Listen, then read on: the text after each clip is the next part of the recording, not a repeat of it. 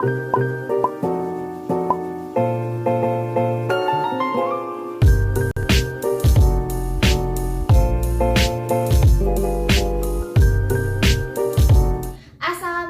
warahmatullahi wabarakatuh.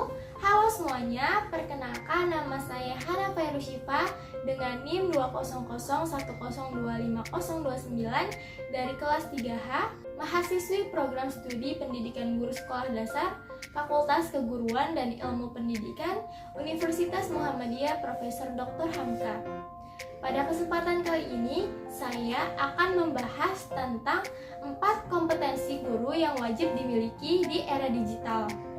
Dan video ini disusun untuk memenuhi tugas ujian semester akhir pada mata kuliah Strategi Pembelajaran dengan dosen pengampu Ibu Dr. Hajah Ihsana El Khuluqo MPD. Selamat menyaksikan. Guru adalah pilar pendidikan. Oleh karena itu, pendidikan di suatu negara sangat dipengaruhi oleh peran strategis para guru. Itulah mengapa kompetensi guru harus terus ditingkatkan seiring dengan perkembangan zaman. Menjadi guru juga bukan hal yang mudah. Guru tidak hanya bertanggung jawab kepada peserta didiknya, namun juga pada negara. Guru bahkan memiliki peran sentral dalam upaya mewujudkan tujuan pendidikan nasional. Seperti yang telah saya jelaskan tadi, guru harus memiliki kompetensi yang akan menunjang tugas profesionalnya. Nah, sebelum itu kita harus mengetahui apa itu kompetensi. Kompetensi adalah seperangkat pengetahuan, keterampilan, dan perilaku yang harus dimiliki oleh guru maupun dosen dalam melaksanakan tugas keprofesionalannya. Berdasarkan Undang-Undang Nomor 14 Tahun 2005 tentang guru dan dosen, pada pasal 10 ayat 1 ada 4 kompetensi yang harus dimiliki oleh guru. Yang pertama, kompetensi pedagogik. Kedua, kompetensi kepribadian. Yang ketiga, kompetensi sosial. Yang keempat, kompetensi profesional. Nah, kita akan membahas 4 kompetensi tersebut. Yuk kita simak bareng-bareng penjelasannya. Yang pertama adalah kompetensi pedagogik. Kompetensi pedagogik adalah kemampuan atau keterampilan guru yang bisa mengelola suatu proses pembelajaran atau interaksi belajar mengajar dengan peserta didik. Nah, teman-teman, ada 7 aspek dalam kompetensi pedagogik yang harus dikuasai. Yang pertama, karakteristik para peserta didik. Dari informasi mengenai karakteristik peserta didik, guru harus bisa menyesuaikan diri untuk membantu pembelajaran pada tiap-tiap peserta didik. Karakteristik yang perlu dilihat meliputi aspek intelektual, emosional, sosial, moral, fisik, dan lain-lain. Yang kedua, teori belajar dan prinsip pembelajaran yang mendidik. Guru harus bisa menerangkan teori pelajaran secara jelas pada peserta didik, menggunakan pendekatan tertentu dengan menerapkan strategi, teknik, atau metode yang kreatif. Yang ketiga, pengembangan kurikulum. Guru harus bisa menyusun silabus dan RPP sesuai dengan ketentuan dan kebutuhan, mengembangkan kurikulum mengacu pada relevansi, efisiensi, efektivitas, kontinuitas, integritas, dan fleksibilitas. Yang keempat, pembelajaran yang mendidik. Guru tidak sekedar menyampaikan materi pelajaran, namun juga melakukan pendampingan. Materi pelajaran dan sumber materi harus bisa dioptimalkan untuk mencapai tujuan tersebut. Yang kelima, pengembangan potensi para peserta didik. Setiap peserta didik memiliki potensi yang berbeda-beda.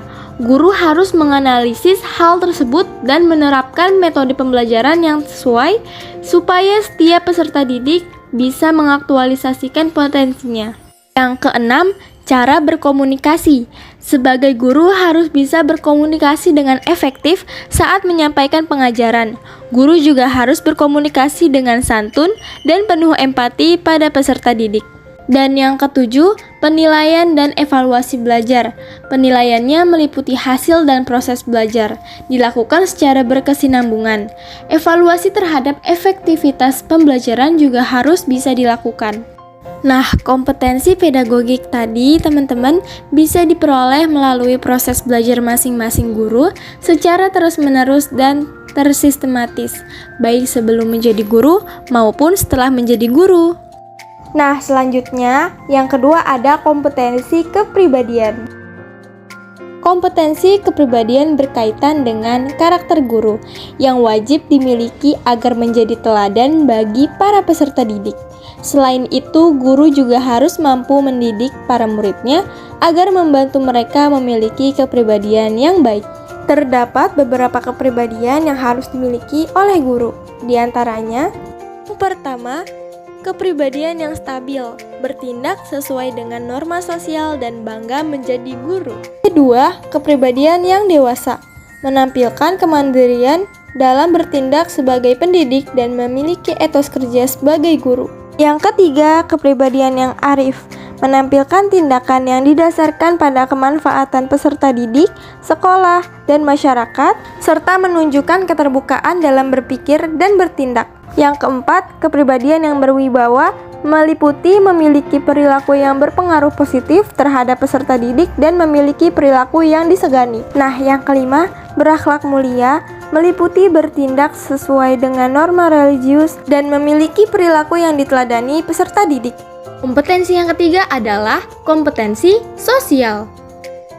Kompetensi sosial merupakan kemampuan guru untuk berkomunikasi secara efektif dengan peserta didik, tenaga kependidikan, orang tua atau wali peserta didik, dan masyarakat sekitar.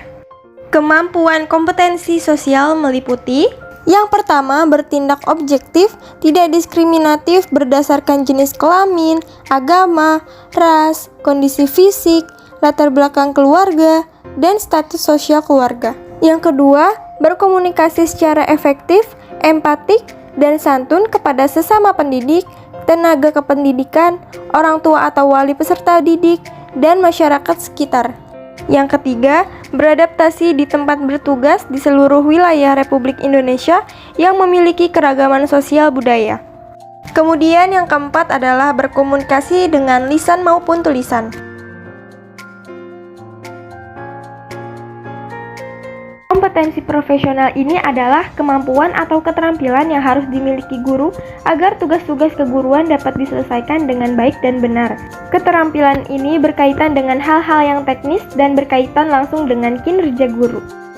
Nah, indikator kompetensi profesional guru adalah: yang pertama, menguasai materi pelajaran yang diampu, meliputi struktur pelajaran, konsep pelajaran, dan pola pikir keilmuan materi tersebut. Yang kedua, menguasai standar kompetensi, kompetensi dasar, dan tujuan pembelajaran dari pelajaran yang diampu. Yang ketiga, mampu mengembangkan materi pelajaran dengan kreatif, sehingga bisa memberikan pengetahuan dengan lebih luas dan mendalam. Yang keempat, mampu bertindak reflektif dan mengembangkan keprofesionalan secara berkelanjutan. Yang kelima, mampu memanfaatkan teknologi informasi dan komunikasi atau TIK dalam proses pembelajaran serta pengembangan diri. 4 kompetensi yang tadi telah kita bahas harus dipahami dan dihayati bagi setiap guru maupun calon guru. Dengan penguasaan kompetensi pedagogi, kepribadian, sosial, dan profesional, maka guru dapat melakukan hal yang harusnya dilakukan seorang guru yang pastinya akan sangat dibutuhkan oleh peserta didik. Tanpa kompetensi, guru bak nahkoda di tengah samudra minus keahlian memadai. Sementara di depannya terdapat ombak tinggi yang siap menggulung kapal. Sudah dipastikan nahkoda yang minus keahlian memadai tersebut tidak bisa berbuat apa-apa. Sementara kapalnya tersapu oleh ombak ke dasar samudra. Nah, teman-teman, itulah perumpamaan yang diberikan kepada seorang guru yang tidak memiliki kompetensi guru. Baik, cukup sekian pembahasan kali ini. Kurang lebihnya mohon maaf. Wassalamualaikum warahmatullahi wabarakatuh. Dadah. Thanks for watching. Don't forget to like, comment, and subscribe.